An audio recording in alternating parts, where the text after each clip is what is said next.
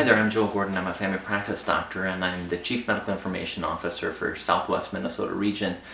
We have a difficult conversation today that I'll try to deliver succinctly so I don't waste your time, but it's important we have a good and effective communication going out even though we don't have all the bugs worked out. It's about stage 2 of meaningful use. There's a lot of reasons that you're scratching your head probably saying, how can we possibly already be this close to meaningful use when we're just getting communication? Well, it starts, of course, with the government, as the government has been figuring out what our core and what those measurements are going to be for menu items as well. Then those items get to Cerner and to the enterprise for consideration, and then we choose from those, and after we've made the choice, then we go into build, and from build into design and testing, which puts us right up to this deadline with a lot of accountability being shared on getting this done on this at the same time, meeting these deadlines. However, that doesn't change the hard work that is going to be required for us as providers to figure this stuff out and get it going in a short amount of time. But I think it is time to message, since we're less than 30 days till we have stage 2 meaningful use measurements start on us. So first of all, I guess I was going to talk a little bit about meaningful use and why would we even want to be considered as meaningful users. Meaningful use is a way of increasing penetration of technology. In fact, we've seen use of EMRs go from about 16% of clinics in the United States in 2009 all the way up well over 60% of clinics at this time are using EMRs at this level of sophistication. That's good news. There is some thought that sophisticated use of EMRs, not related to the meaningful use measures, but the actual sophisticated use of an EMR helps our patients too. A New England Journal of Medicine report in September came out and showed that sophisticated EMR use, those clinics compared to those clinics that are struggling with figuring this out, they lag by about 30% of doing the right measurement on diabetic patients. Those sophisticated users also beat the unsophisticated users by about 15% in outcomes with those diabetic populations. And that's just one measurement of showing us better outcomes. If you need to have a little bit more of a here and now tangible reason for us to continue to be meaningful users, it's about incentives and penalties. We've already committed to being meaningful users when we made that initial decision and attested for stage 1. Now that we're heading into stage 2, it's certainly the bar is going to get higher, and it's going to be harder for us to maintain ourselves as meaningful users, and that's by design of this program with CMS. If we are not found to be meaningful users and we disqualify, we will lose incentives. Most of the incentives have already been delivered with stage 1, but truthfully the penalties is where the bite is, in that 1% per year of CMS Medicare, Medicaid, and Medicare reimbursement is felt every year, and it increases every year up to 5% decrease in reimbursements. That starts in 2015, so just next year. So let's do a little bit of a rewind. What is meaningful use? Meaningful use, remember, comes in 2 parts. There's the hospital part, and then the eligible provider part. I'm going to be speaking about the eligible provider part because that is what really matters to you and me as providers. Stage 1, 2, and 3 are the 3 different stages we're about to attest in stage 2. Stage 1 is a lot more about functionality, and therefore it was more of an IT initiative. Stage 3 is a little bit more about quality and outcomes, and therefore it's more of a quality improvement initiative. Where we're at is stage 2, right in between those, and it's a little mix of both, which makes it a little bit difficult in our organization to decide who's responsible for meaningful use and those sorts of things. Ultimately, I think the providers, each individually, are responsible for being eligible providers. And hopefully at the end of this video, I'm going to be showing you how you can be better prepared to be a meaningful user come July, less than 29 days away. There is a Meaningful Use 2 pocket guide, and it has over 20 different things we're going to be measured on. Most of those we're going to already have just from the way we practice and the quality of our healthcare organization, but there's 3 specific things that I think I want to highlight for you today.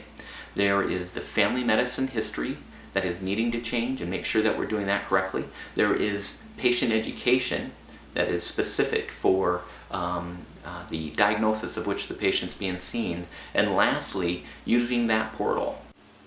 The first of those three things that we need to focus on is use of the portal. 5% of our patients need to send us a message through the portal in that time period between July 1st and September 30th. The three things you need to know about that is that we only are counting unique patients. So if someone sends you a message, no matter how many messages they send or how many visits they have with you, they only count as one. The other thing that you need to know is that time period. It needs to be sent in July and October. If a message sent in March or before, that patient doesn't qualify. The last thing that you need to understand about that portal measurement is that once a patient sends a message, regardless of who they send it to, whoever sees that patient, all of the providers get credit for that patient being a meaningful use success. Family history is the other thing that we'll need to be doing in the Mayo Clinic Health System Stage 2. And specifically what I mean by that is that family history needs to be filled out on the family history page. Now that's a page that's been around for some time, but we haven't given it a whole lot of thought. Well, it's going to be more and more important to us as we use structured documentation like dynamic documentation and such. However, it's going to be important starting in April because 20% of your patients will need to have a family history activity noted on that form. Regardless of what's in the dictation, it needs to be on the family history form that's in the EMR.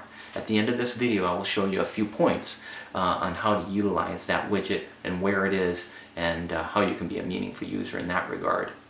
The third thing that we need to be concentrating on as providers is the patient education piece. When a patient is departed from our current clinic system, there is an ability to push a button to give them patient education relevant to the reason that they were here, and that's attached into their patient summary at the end, the depart summary that we print off. This makes the depart summary a lot more useful for me as a clinician because it has more than just a med list and a problem list, but it gives education. But that being said, it isn't entirely intuitive either, so at the end of this video I'd like to show you how currently with the depart summary we're filling this out. Let's move to the part where I'll show you the pieces of the EMR.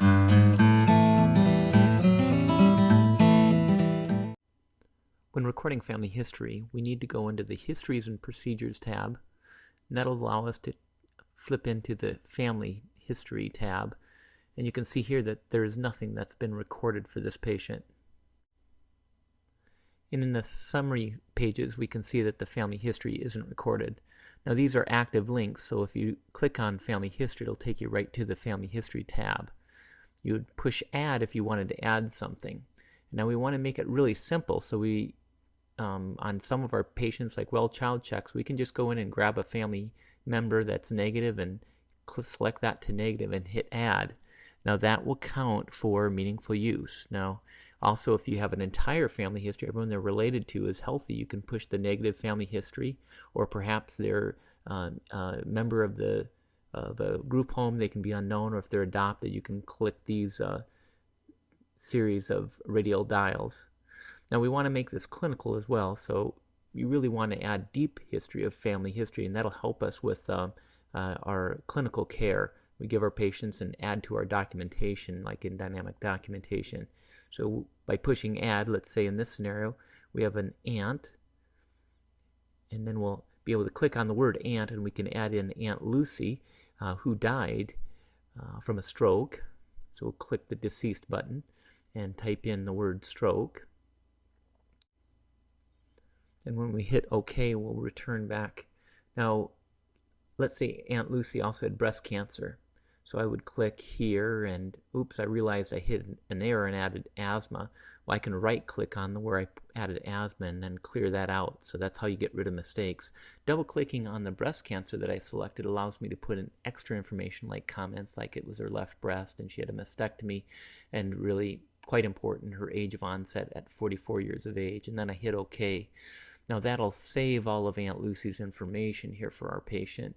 If we go back here to the ambulatory summary, and then I hit refresh, you can see down here in the family history now, it will have Aunt Lucy's information recorded right there.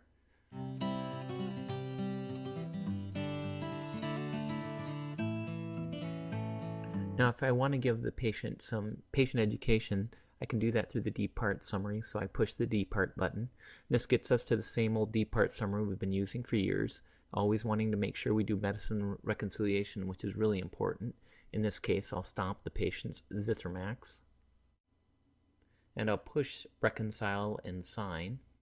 Now, patient education button is up here on the left, and if I push more, all those things that are related to the diagnosis I've already entered, like the beta blocker the patient is on, as well as the high blood pressure that I entered as a diagnosis for this visit. Now you can see how this information goes into the D-part summary with reasons for callback and whatnot. I can push this pencil, which this opens up the patient education search box. I can search in here, but it'd probably be best to push all so that I can search the entire patient education library rather than just that that's suggested. And in this scenario, I'll pick caring for your incision, and that can be loaded right into the patient education D part. Unfortunately, this won't meet meaningful use. The only ones that meet meaningful use are the suggested patient education topics that meet the diagnosis, but you should know how to search just in case.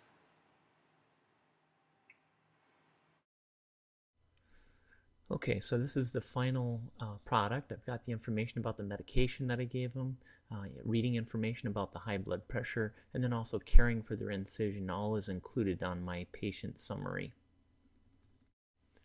I also wanted to remind you that you can always free text in any specific information that you want to add.